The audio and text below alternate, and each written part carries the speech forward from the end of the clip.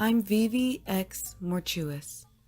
Join me as I take you to a world where fear reigns and happy endings are hard to come by, where delusions can become your reality and your reality can become your prison. This story comes from Marlou the Dark and might take you by surprise. I know it was not what I was expecting. So settle down, relax, and listen as I weave a tale of woe. I don't have any children of my own, so I dote on my 4-year-old niece Danielle as if she was my own. One day, I hope to be the cool aunt she can trust with those problems that she can't talk to her mom about for fear of being punished.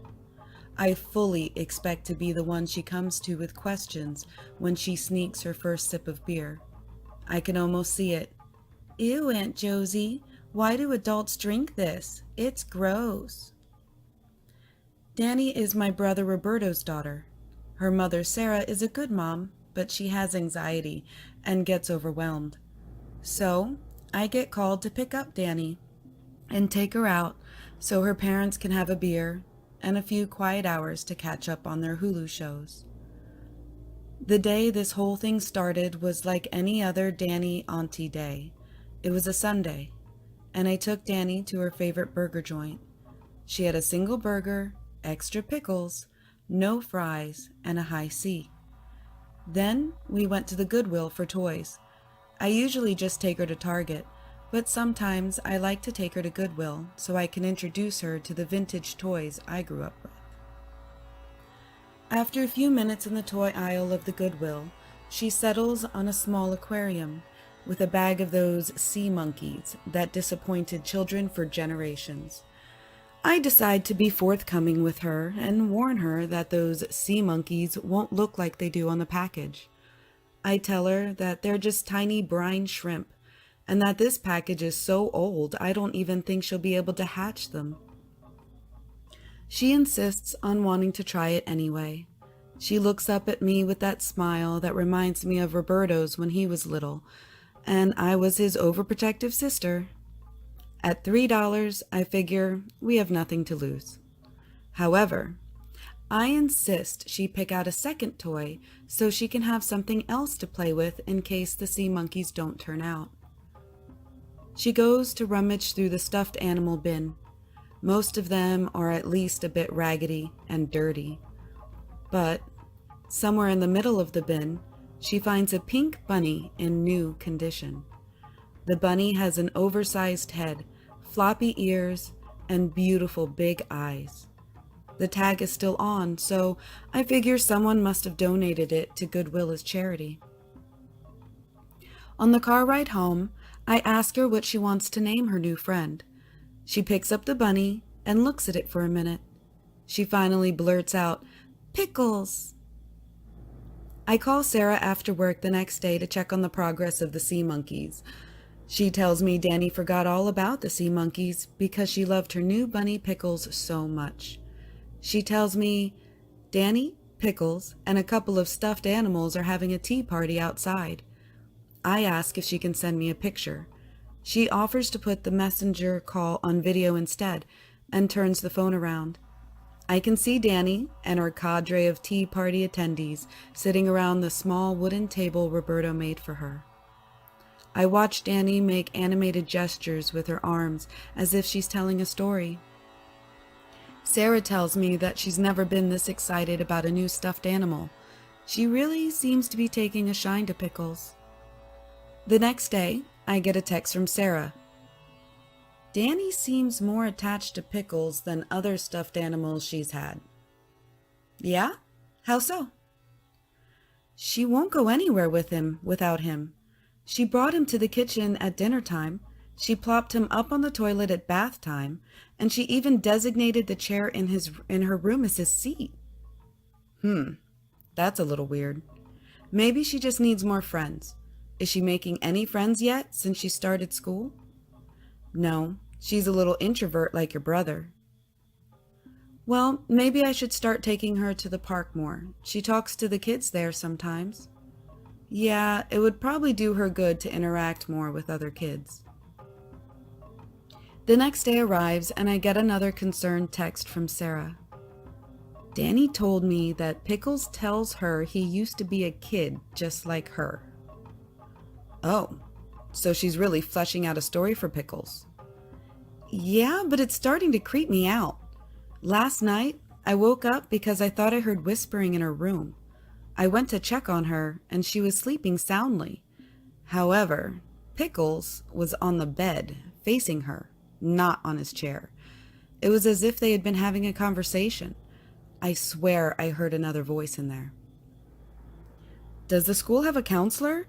Maybe it's time to talk to a counselor. The next day, I don't get a text from Sarah until nighttime. I talk to the school counselor. The counselor said this sort of thing is common in children her age. This is the age children are starting to see themselves in relation to the rest of the world. He asked me if Danny was having any other behavioral issues. I said no. The typing dots appear, indicating she hasn't finished her message yet. Then she continues. But today she became very territorial during her tea party. You know, she generally doesn't like people joining her tea parties without asking, but she will always let people join if they ask. Well, today Roberto asked if he could join her tea party, and she actually yelled no. I replied, "That's so weird. I wonder if something else is going on. I'll come over and talk to her tomorrow since it's Friday, okay?" Yeah, I know it's stupid, but I wonder if it's haunted. Maybe with the previous owner's soul? LOL, I highly doubt that. Well, I want to throw the damn thing away, but she's so attached to it. I need to tread carefully. Friday arrives, and I drive over to talk to Danny after work. Sarah comes to the door to let me in and tells me Danny is taking her bath. We head to the bathroom. Pickles is propped up on the toilet seat facing her. There are scribbles on the wall from where she drew with washable bath time paint. She sees me and exclaims excitedly, "Aunt Josie!" There is a little stick figure girl, a little stick figure boy, and a crudely drawn red bunny. There is no pink color in her paint palette, so I assume the bunny to be Pickles. I look over at Sarah, who has now sat down on the bathroom floor. She shrugs and looks at me with a look of surrender. I look at Danny and then at the drawing. "Oh, what an awesome drawing! You're getting so good. Is that you?" I point to the brown-haired stick figure. "Yep, I wanted to draw my green bow, but I don't think I can." "That's okay, I can draw it for you. But first, tell me about the rest of the drawing. That's Pickles, right?" I point to the bunny. "Yep, and that's the boy that lives inside Pickles," as she points to the stick figure boy. I regret not giving this more urgency earlier in the week when Sarah first told me. I look at Sarah, who is now wide-eyed and nodding, as if saying, "I told you this was weird." She's right. This whole thing is much weirder in person.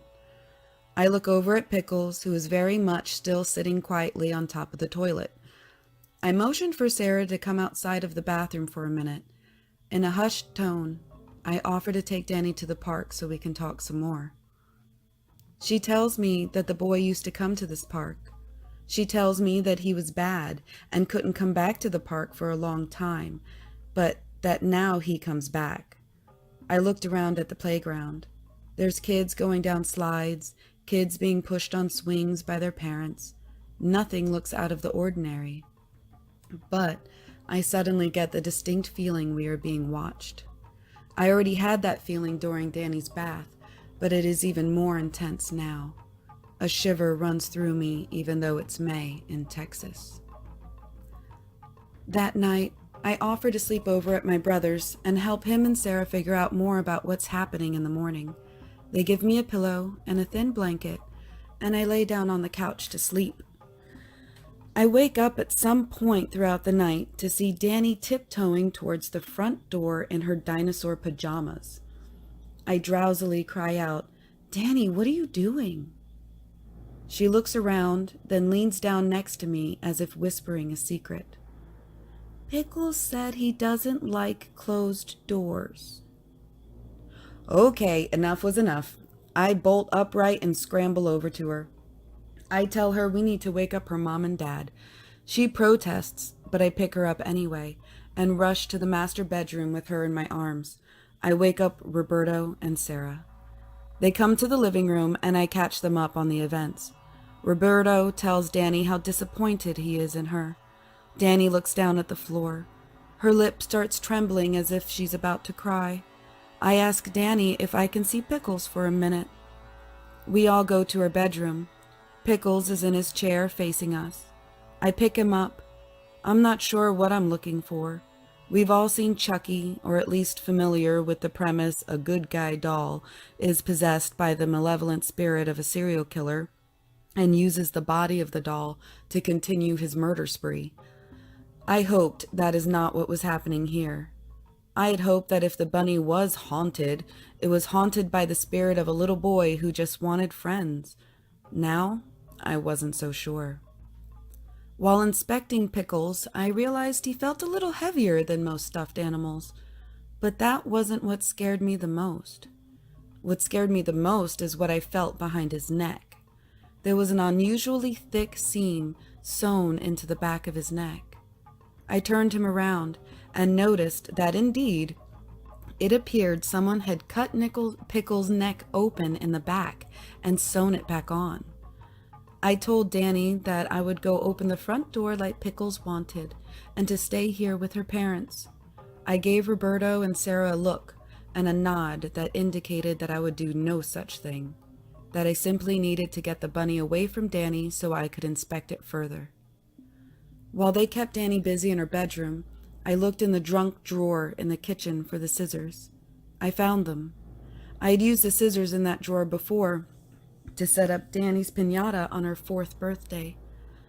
I look at Pickles in the eyes one last time, expecting him to protest my dissecting him.